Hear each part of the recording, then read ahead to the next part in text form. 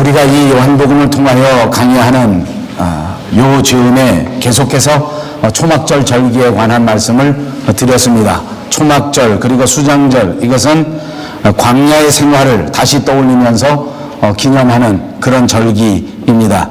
초막절이 되면 모든 이스라엘 식구들이 다 같이 광야에 나가서 다시 텐트를 치면서 다시 거기에서 임시적으로 삶을 사는 야영 생활을 체험해보고 다시 한번 광야 생활을 체험해봅니다.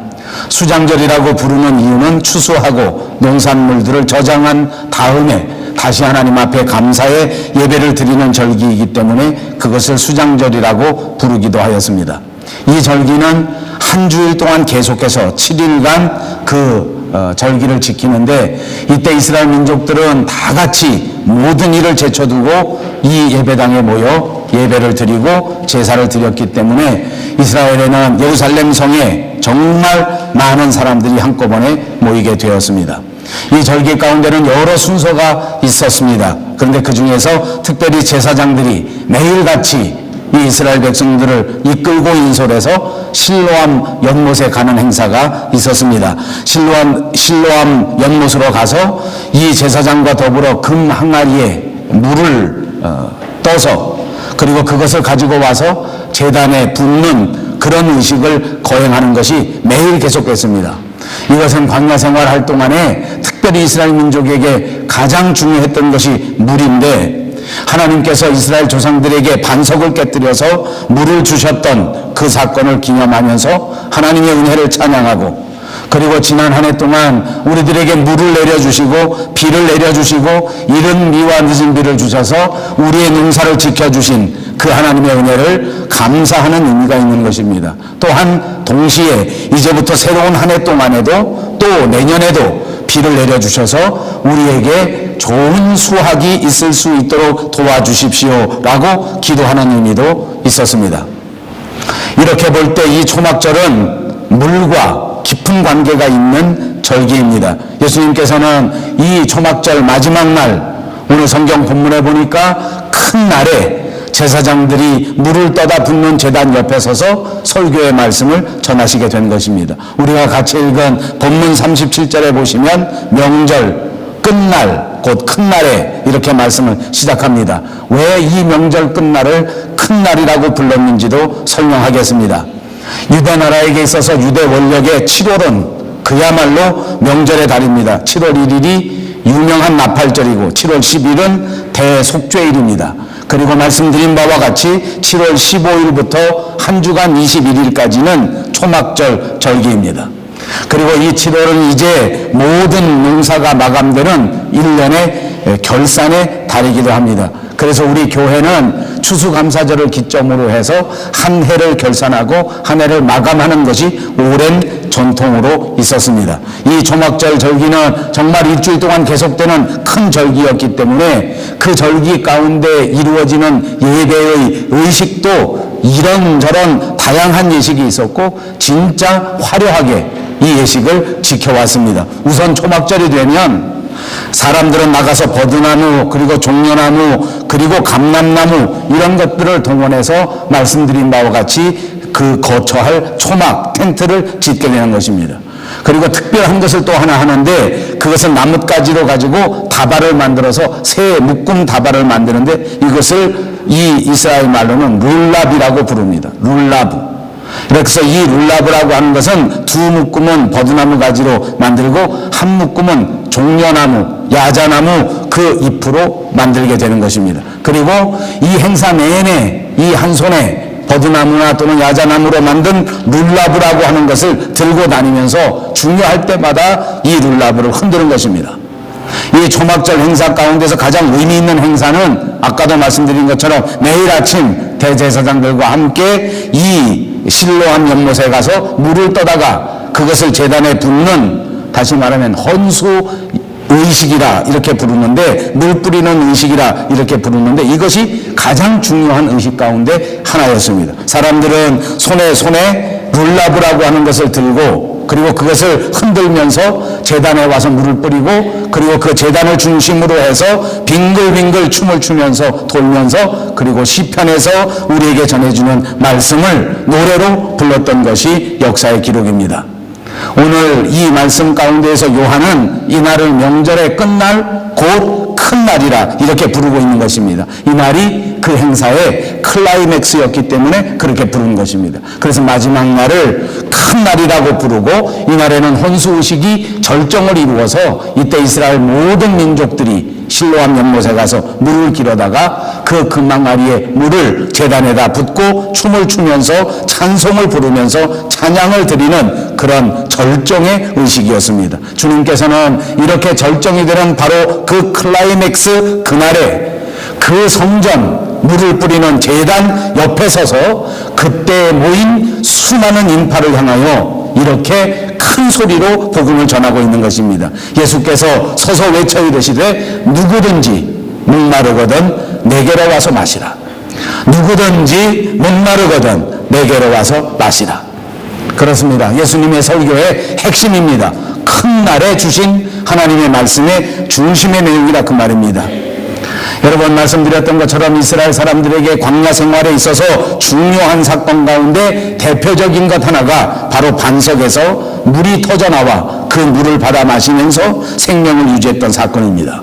광야에서 물이 없다고 하는 것, 이스라엘 백성들은 정말 여러 날 동안 물을 만나지 못했기 때문에 거의 죽을 지경에 이르게 된 것입니다. 백성들은 너무나 물이 필요했기 때문에 그 물을 공급해주지 못하는 지도자 모세를 원망하기 시작했고, 모세는 이 백성들의 원망을 들으면서 하나님 앞에 간절한 마음으로 기도하며 탄원했더랬습니다.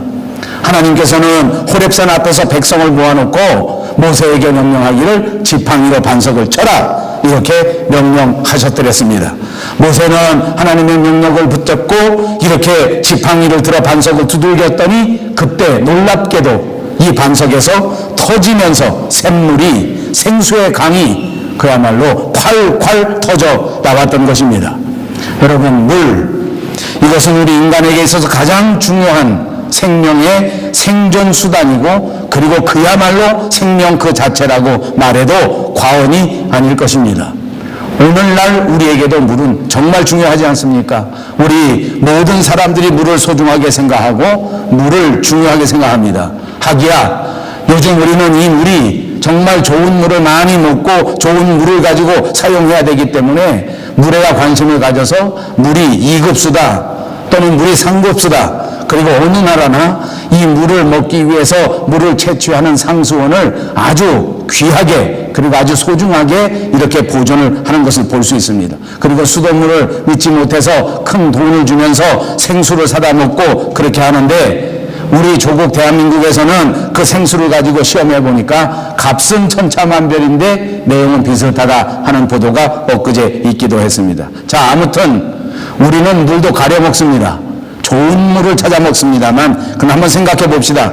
이때 이스라엘 백성들 광야에서 물이 없어서 물 때문에 죽어가는 사람들에게는 2급수, 3급수 이런 것이 중요하지 않을 겁니다. 아마 흙탕물이라고 할지라도 물만 있으면 되는 그런 처지요. 진짜 물이라고 하는 것은 그 어떤 것과도 비교할 수 없이 더없이 소중하고 귀한 것이 바로 물일 것입니다.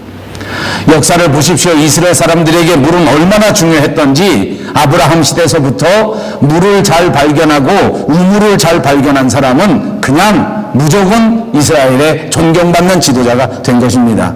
역사를 보십시오. 이삭도 야곱도 다 우물을 잘 관리하고 우물을 잘 파고 우물을 잘 발견했기 때문에 모든 사람들이 존경하는 좋은 족장이 되었던 것입니다. 물 자체가 그 국가의 능력을 의미하는 그런 시대였고, 물이야말로 인생의 축복과 인생의 승리를 의미하는 시대였단 말입니다. 물을 빼앗기는 것은 그 민족 전체의 패배를 의미하는 것이요, 물이 없으면 그 국가 전체가 죽음을 의미하던 시대였습니다. 이스라엘 사람들은 세계의 그 어떤 나라보다도 이 물이 중요하다고 하는 것, 그리고 이 물이 소중하다고 하는 것을 잘 아는 백성이었습니다. 그런 백성들을 향하여 예수님이 오늘 선포하십니다. 누구든지 목마르거든 내게로 와서 마시라. 누구든지 목마르거든 내게로 와서 마셔라. 이 문장은 두 가지 중요한 주제가 들어있지 않습니까? 첫째는 목마르거든 하는 말입니다. 목마름을 말하는 것입니다. 이때 사람들은 그 특별한 의식에 참여하면서 몹시 바쁘지 않았겠습니까? 그리고 일주일 내내 행사가 진행되는 동안에 그렇게 바쁘고 그렇게 힘든 여정을 소화하고 있었을 것입니다. 그들은 누구나 목이 말라 있었을 것입니다. 갈증을 느낄 수밖에 없는 그런 상황이었단 말입니다. 그러나 여러분, 예수님께서 이 백성들에게 말할 때 누구든지 목마르거든 내게로 와서 마시라 할 때에 예수님의 말씀은 단순히 물을 말씀하신 것은 아닙니다. 사람들이 갈증을 느끼고 물을 먹고 싶어 하는 그런 욕구를 말씀하신 것이 아니라 오히려 사람들의 마음속에 있었던 갈증, 사람들의 심령 깊은 곳에 있는 목마름, 이것을 말씀해 주고 있는 것입니다. 우리 사람들, 이 세상에 살아가는 인생들은 누구에게나 마음에 갈증이 있습니다. 누구나 우리의 삶의 현장 속에 우리를 목마르게 하는 삶의 목마름이 있단 말입니다. 성경의 수가성 그 우물가에 있었던 여인을 떠올려 보십시오. 그는 가정생활에 깊은 목마름이 있었습니다. 남편을 생각할 때마다 갈증을 느낄 수밖에 없었습니다. 삭개오라고 하는 사람은 평생토록 돈과 물질의 갈증을 느끼면서 살았던 사람입니다. 헤롯 대왕을 보십시오. 그는 일생토록 그가 가질 수 있는 명예, 그가 누릴 수 있는 권세에 대하여 목마름과 갈증을 느끼면서 살았습니다. 이스라엘 백성들도 그렇습니다. 하나님 앞에 신앙생활하면서 언제나 그들의 마음속에는 하나님을 향한 갈증이 있었단 말입니다. 우리 마음속에 양심의 목마름이 있었습니다. 우리 살아가는 삶의 현장 속에 건강에 대한 목마름이 언제나 넘쳐나게 있었단 말입니다. 우리를 보십시오. 우리는 매일같이 살아가면서 지식의 목마름을 느낍니다. 우리의 성취욕에 갈증을 느끼고 살아갑니다. 날마다 사람들과 더불어 애정에 갈증을 느끼면서 살아가지 않습니까? 좀 더 아름답게, 좀 더 행복하게 살고 싶은 저와 여러분의 갈증은 누구도 부인할 수 없는 우리의 목마름입니다. 그리고 우리 인생이라고 하는 것은 목마름 속에서 살아가는 인생이라고 해도 과언이 아닐 것입니다. 누구든지 이 목마름 속에서 살아가고 있습니다. 이 땅 위에 아무리 많은 것을 누리고 가지고 있다고 할지라도 여전히 만족함은 없습니다. 또다시 길어와야 합니다. 또다시 부어야 하는 물통과 똑같습니다. 그래서 주님은 우리에게 말씀하십니다. 너희는 다 목마르지 않느냐? 누구든지 목마르거든 내게로 와서 마시라는 말입니다. 그러므로 두 번째 주제는 누가 물을 주는 자, 누가 물을 주는가 하는 것의 문제입니다. 생수를 우리에게 주는 그 수여자, 그것은 다름 아닌 예수님이라고 하는 사실입니다. 그렇습니다. 물은 예수님이 주시는 것을 믿으시기를 바랍니다. 내게로 와서 마시라 말씀하신 주님, 예수님에게 생수가 있다, 예수님에게 물이 있다, 예수님이 준다, 내가 주는 것이니 내게로 와서 마셔라. 이것이 주님의 선포요, 이것이 주님의 설교요, 이것이 주님의 말씀입니다. 사랑하는 여러분, 오늘 이 말씀을 여러분 마음속에 깊이 받아들이시고 예수님 앞에 나와봐 예수님이 주시는 영원한 생수의 말씀을 마음껏 받아 누리시기를 주님의 이름으로 축복합니다. 그렇습니다. 예수님 자신이 우리에게 물을 주십니다. 예수님 자신이 우리의 갈증을 해결하는 생수이십니다. 우리의 건강도, 우리의 물질도, 우리의 명예도, 우리의 인격도, 우리의 가정도 살려주시는 그 생명의 물을 공급하시는 분이 예수님이시요, 그 물 자체가, 생명 자체가 예수님이라고 하는 사실입니다. 여러분, 출애굽 당시에 이스라엘 사람들은 반석에서 터져나오는 그 물 때문에 거의 죽을 뻔했던 그들의 육신의 생명을 건졌습니다. 이제 우리는 예수님으로 말미암아서 예수님이 주시는 이 생수를 받아 먹음으로써 이 어두움 속에서 죽을 수밖에 없는 우리 영혼의 생명을 건지게 될 줄로 믿습니다. 그러므로 다시 한번 축복합니다. 사랑하는 여러분 모두가 예수 그리스도로 말미암아 결단코 이 세상에서 죽지 않고 쓰러지지 않고 실패하지 않고 반드시 영혼의 생명을 건지시는 여러분 모두가 되시기를 주님의 이름으로 축복합니다. 여러분, 우리가 살아가는 인생토록 정말 소중하고 정말 귀중한 것은 돈으로 사는 것이 아닙니다. 늘 여러분에게 말씀드렸지만 우리 인생에서 가장 큰 성공은 노력으로도 되는 것이 아닙니다. 진짜 중요한 것, 진짜 큰 것, 진짜 아름다운 것, 진짜 귀중한 것은 돈 주고 사지 못하고 노력으로 얻는 것이 아니더라 그 말입니다. 오직 하나님께서 은혜로 우리에게 주실 때에 우리는 그것을 은혜로 받는 것뿐입니다. 왜냐하면 이 진짜 인생의 귀중한 것은 돈으로 사지 못하기 때문입니다. 여러분, 그렇지 않습니까? 우리가 매일 숨 쉬지 않는다면 우리는 살 수가 없습니다. 그러나 우리가 숨 쉴 때 필요한 공기는, 그 산소는 어느 한 사람도 돈으로 사지 않습니다. 우리는 매일같이 햇빛을 받아야만 살 수가 있는 존재입니다. 그러나 햇빛을 돈 주고 사는 사람은 한 사람도 없습니다. 하나님이 은혜로 우리에게 공급하시는 것입니다. 하나님이 값없이 저와 여러분에게 마음껏 공급해 주시는 것입니다. 그러므로 하나님께서 주시지 아니한다면 우리는 생명을 유지할 수가 없는 것입니다. 다이아몬드는 어떻습니까? 돈을 주고 사는 것입니다. 황금은 어떻습니까? 돈을 주어야 살 수 있습니다. 그러나 저와 여러분의 생명은 돈으로도 살 수가 없습니다. 하나님이 허락하실 때에 사는 것입니다. 하나님이 주셨을 때에 생명을 유지하는 것입니다. 하나님께 은혜로 받았습니다. 하나님께 거저 받았습니다. 이것이 성경이 우리에게 말하는 구원의 비결인 줄로 믿습니다. 절대 돈으로 살 수 없고 노력으로 살 수 없는 것이 하나님입니다. 메시아를 노력으로 얻을 수 있다고 생각하십니까? 아닙니다. 성경에 보십시오. 사마리아 성에서 점치면서 살았던 박수무당 시몬이라고 하는 사람이 있었습니다. 그는 성령의 능력을 돈으로 사고 싶어 하였습니다. 그래서 베드로에게 돈 주고 이 능력을 살 수 있겠냐고 묻지 않았습니까? 베드로는 이 박수무당 시몬에게 이렇게 말했습니다. 내가 하나님의 선물을 돈 주고 살 줄로 생각하였느냐? 내 은과 너와 함께 망할 것이다. 사랑하는 여러분, 예수님은 생수의 샘입니다. 사랑하는 여러분, 믿음은 생명의 샘입니다. 돈으로 살 수 있는 것이 아니요, 노력으로 살 수 있는 가치가 아닙니다. 도저히 우리가 헤아릴 수 있는 가치가 아닙니다. 하나님께서 우리에게 은혜로 주신 이 놀라운 은혜를 꼭 기억하셔서 감사함으로 이 은혜를 누리실 수 있는 여러분들이 꼭 되시기를 바랍니다. 나를 믿는 자는 성경의 이름과 같이 그 배에서 생수의 강이 흘러나리라. 나를 믿는 자는 그 배에서 생수의 강이 흘러나오리라. 생수의 강. 그렇습니다. 예수님을 믿으면 예수님에게서 생명의 물이 흘러나온단 말입니다. 여러분, 그런데 이 생명을 한번 계산해 보면 어떤 생명인가 보니까 넘치는 분량이라는 것입니다. 예수님에게서 나오는 물을 한번 재어 보았더니 그 물의 양이 넘치는 분량이다. 그 말입니다. 예수님께서는 일찍이 수가성 우물가에서 여인을 만났습니다. 그 여인에게 자신이 내어줄 생수에 대하여 말씀하신 적이 있습니다. 내가 주는 물을 먹는 자는 영원히 목마르지 않는다. 그 물의 분량이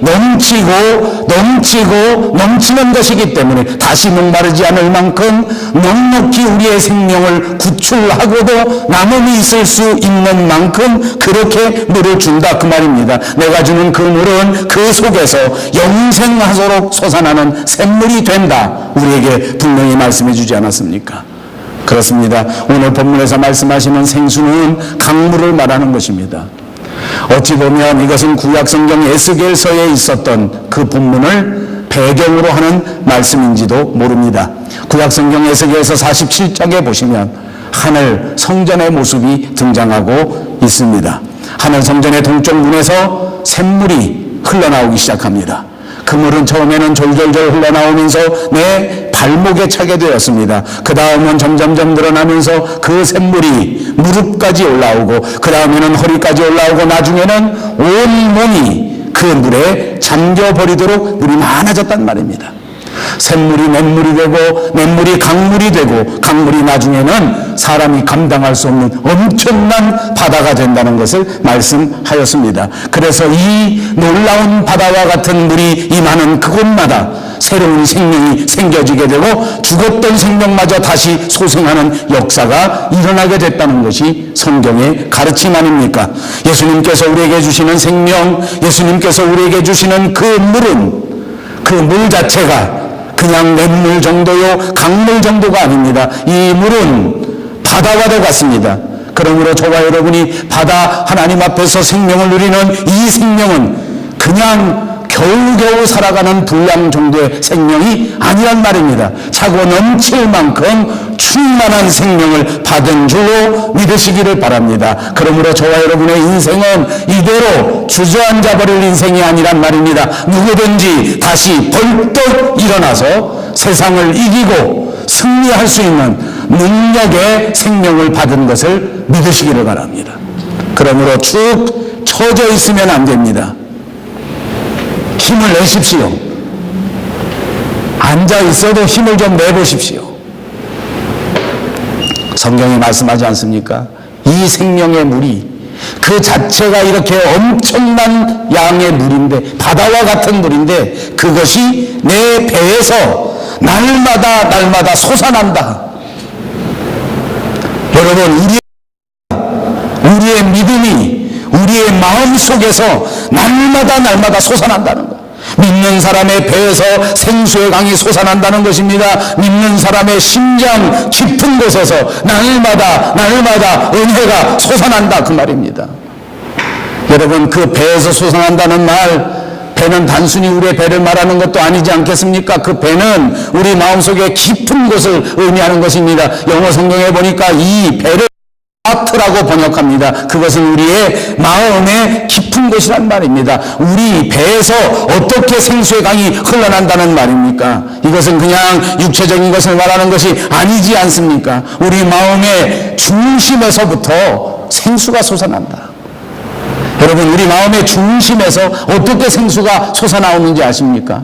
우리 마음의 중심에 예수 그리스도를 모시고 있으면 생수가 되시는 그리스도께서 날마다 우리 뱃속에서 생수와 같이 넘쳐나게 솟아나신다, 그 말입니다. 그러므로 우리 마음속 깊은 곳에 언제나 예수 그리스도를 모시고 그분을 꼭 영접하면서 그분과 더불어 살아간다면 우리 인생에서는 이렇게 능력이 샘솟듯이, 은혜가 샘솟듯이, 믿음이 샘솟듯이, 소망이 샘솟듯이 차고 넘치는 역사가 일어나게 될 줄로 믿습니다. 생수의 근원은 내가 아닙니다. 생수의 근원은 내 마음이 아닙니다. 생수의 근원은 내 마음속에 모셔드린 예수 그리스도이기 때문입니다. 그러므로 흘러난다는 말은 이 생명이 넘쳐서 흘러난다는 말입니다. 내 삶의 지경을 넘어 다른 사람에까지 넘쳐난다는 말입니다. 나만 은혜받고 끝나고 나만 축복받고 끝나는 것이 아니라 이 생명이 내 가족들에게 전달된다는 말입니다. 이 축복이 내 이웃들에게도 그대로 전파된다는 말씀인 줄로 믿습니다. 하나님은 이사야 선지자를 통해서 성도들이 받을 축복을 이렇게 설명한 적이 있습니다. 너는 물된 동산 같겠고 물이 끊어지지 아니하는 샘과 같을 것이라. 이것이 복의 근원이란 말입니다. 진짜 그리스도인이라고 하면 이렇게 은혜가 차고 넘치는 것입니다. 진짜 그리스도인이라고 하면 축복이 자기만 받는 것이 아니라 자기 이웃에게 다 흘러나간다, 전달된다, 그런 뜻입니다. 생명이 넘쳐나서 다른 사람들에게 전달됩니다. 한 사람의 믿음 때문에 주변에 있는 모든 사람들이 그 믿음의 샘물을 받아먹을 수 있단 말입니다. 한 사람이 예수 믿고 축복받아서 이웃에 있는 온 이웃들이 만나는 사람마다 축복을 받게 된단 말입니다. 사랑하는 여러분 한 사람 때문에 여러분의 기쁨이 여러분의 가족들에게 전달돼야 된단 말입니다. 여러분 한 사람의 여러분의 축복이 여러분을 만나는 모든 사람들에게 흘러나게 되는 역사가 일어나야 된다는 말씀인 줄로 믿습니다. 안타깝게도 저와 여러분이 살아가는 오늘날은 한마디로 독신의 시대입니다. 이제는 자녀를 낳지 않고 자식이 없이 부부간에 사는 그런 시대도 벌써 아닙니다. 이젠 각자 혼자 사는 시대가 되었습니다. 독신 가정이 대세라 그렇게 말하는 걸 많이 들었습니다. 세상도 그런데 우리 교회도 그런 흐름이 자꾸 들어옵니다. 많은 신자들이 자기 혼자 신앙생활합니다. 많은 신자들이 나만 독야 청청하면 된다 이렇게 생각합니다. 다른 사람들은 전혀 관심을 갖지 않습니다. 나만 내 믿음을 지켜가면 된다. 나만 홀로 구원받으면 된다. 남이야 굶든지 말든지, 남이야 병들든지 갇히든지, 남이야 유혹에 빠져서 헤매든지 말든지, 남들이야 슬픔을 당하든지 말든지 나는 상관없다는 것입니다.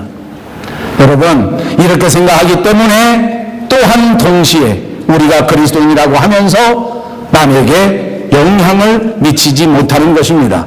우리가 그리스도인이라고 하면서 이런 생각 때문에 리더가 되지 못하는 것입니다. 이건 절대로 하나님이 바라시는 바가 아닙니다. 생수의 강물을 남에게 흘러넘치도록 흘리지 않는 사람은 어떻게 되는지 아십니까? 정말로 명심하셔야 될 것은 나만 지키면 된다라는 생각이 착각이란 말입니다. 내가 흘러내지 않으면, 내가 봉사하지 않으면, 내가 열심히 전파하지 않으면 내 믿음도 내가 지키기가 어렵습니다. 살아보니까 그렇지 않습니까? 신앙생활하면서 나만 잘하면 되지, 말로는 그럴듯합니다. 그러나 실제로 나만 잘하면 되는 사람은 한 사람도 없습니다. 나만 잘하면 된다고 나 혼자 믿음을 생각하고 나 혼자 믿음을 지켜가는 사람 중에 어느 한 사람도 그 믿음을 유지한 사람이 없다 그 말입니다.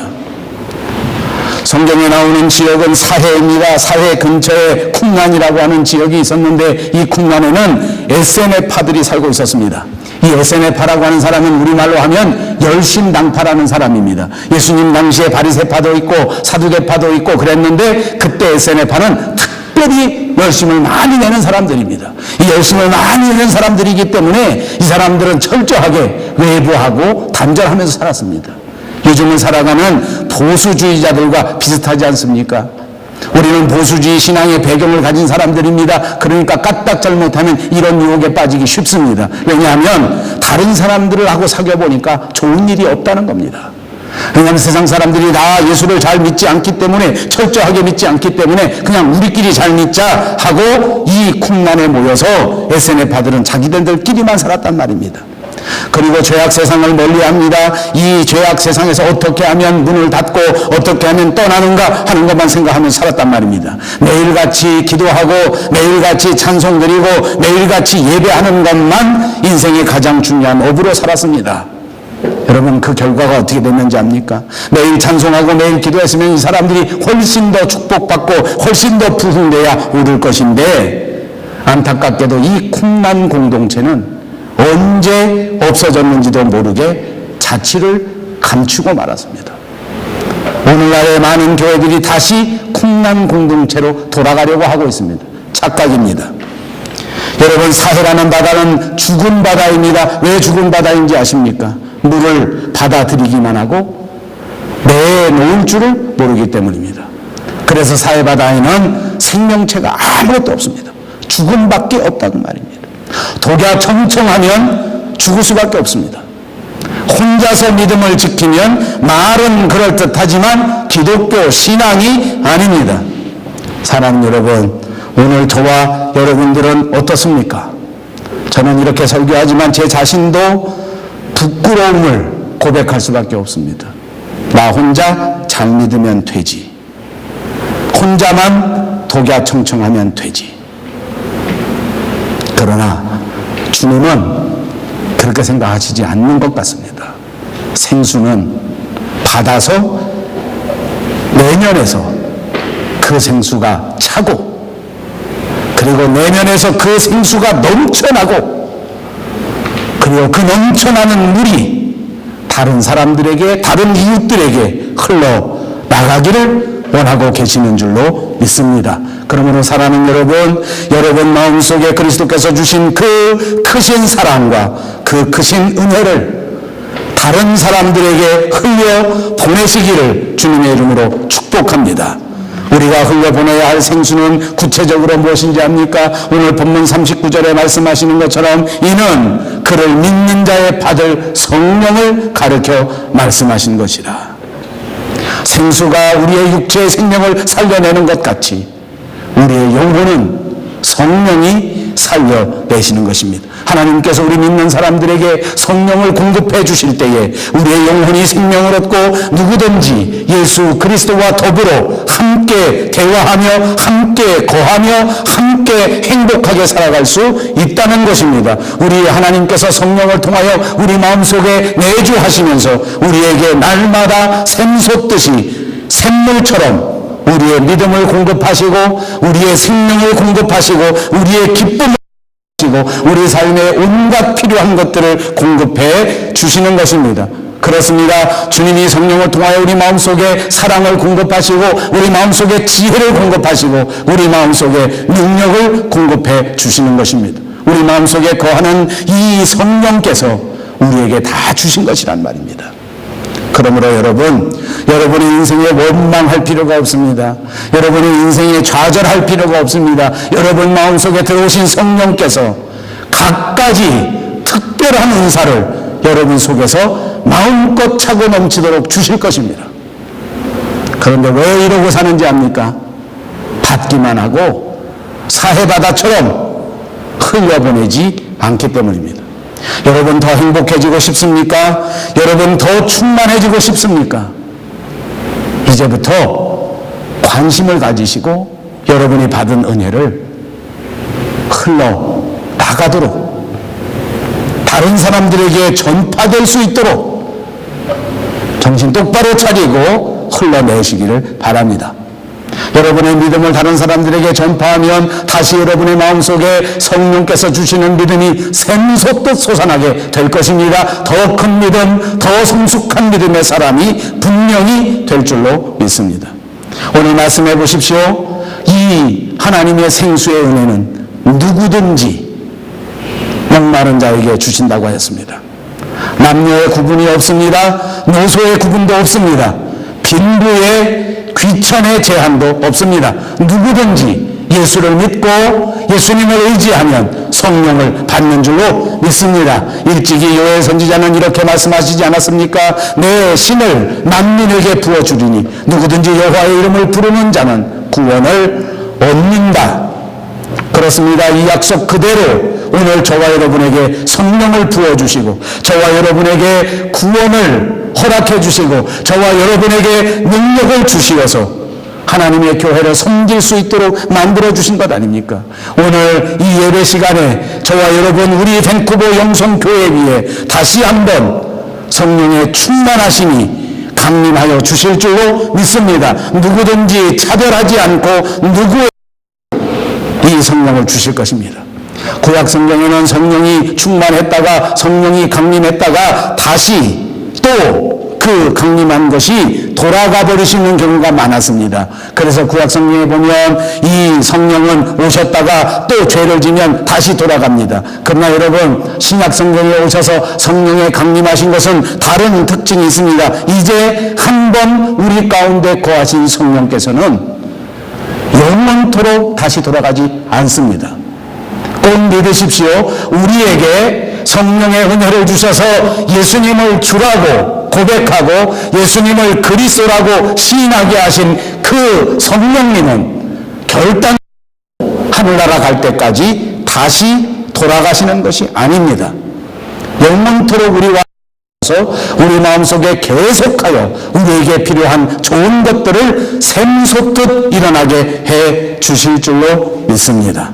우리는 예수님을 믿음으로 받아들여야 합니다. 생수를 마시는 방법은 한 가지밖에 없습니다. 예수님을 믿는 것입니다.